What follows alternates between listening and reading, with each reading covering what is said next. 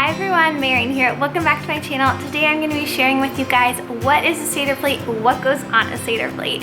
If you're hosting Seder for the first time, I hope this video will be really helpful for you, or if you just want to learn more about the holiday, I hope that you like it. I'm also going to share how you can make your own Seder plate at home in case you don't already have one, and I'll also link some beautiful ones below if you want to buy one. So yeah, let's jump into the video. If you're new here, welcome. My name is Marian. I make videos about being a Jewish mom. I upload on Mondays and Thursdays, and I would love it if you subscribed. And if you like this video, please give it a big thumbs up. Also, I just posted a video about how to make Charoset, which is one of the things that belongs on the Seder plate. So if you want to see that, it's a super simple and classic recipe. I will link it down below for you guys. Okay, so the first thing I'm going to show you guys is what my Seder plate looks empty before I put anything on it. This is my Seder plate. It says Pesach in the middle, and then around the sides is the name of everything that's supposed to go in each little place. So this says maror, which is the bitter herb. This one says charoset.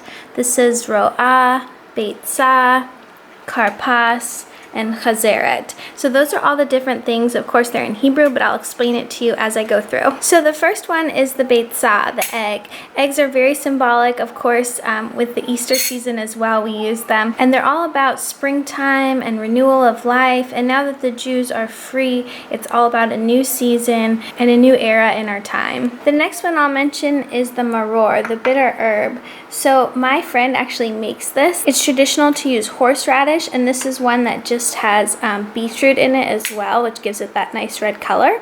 You can also use an actual horseradish if you want and just grate it, but that is the bitter herb. I can smell it really strongly right now, actually.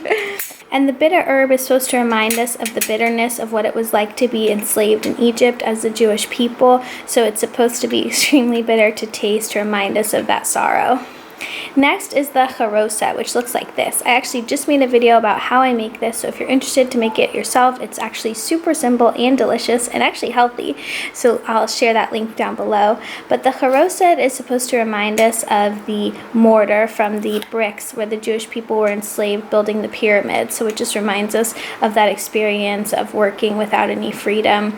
And it's actually pretty sweet, so it complements the maror as well. And it's my favorite thing on the Seder plate. Next up, we have the zro'ah, which is the shank bone. Traditionally, you would have a lamb shank bone, but they're really hard to find and they can be expensive. You have to kind of go to a kosher butcher to get one at this time. You can also use a chicken bone like I've done.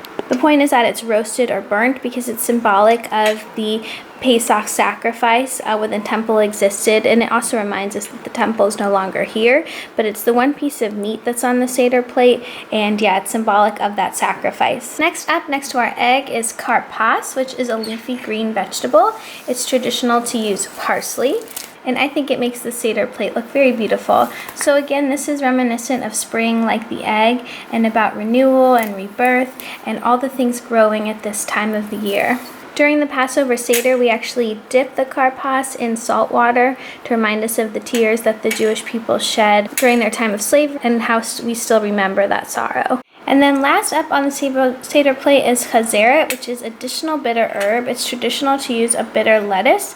Here I've got some kale and some other lettuces going on, and it has some similar symbolic meaning to the maror.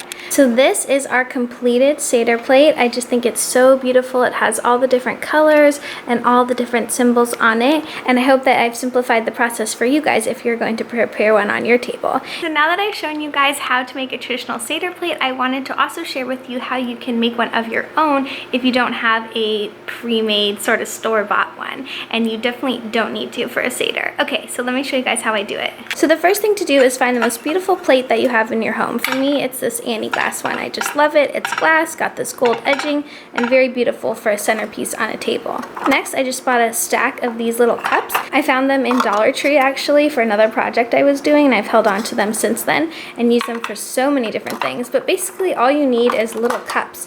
So if you have your own little glass ones at home, you could use those. You could also use tiny little bowls or these plastic ones like I've got here. So I'm just going to lay out 6 of them all together, and then I'm going to place each of my Passover items in each one. It doesn't matter what order you put them in or what goes next to each other, you just want it to look nice basically.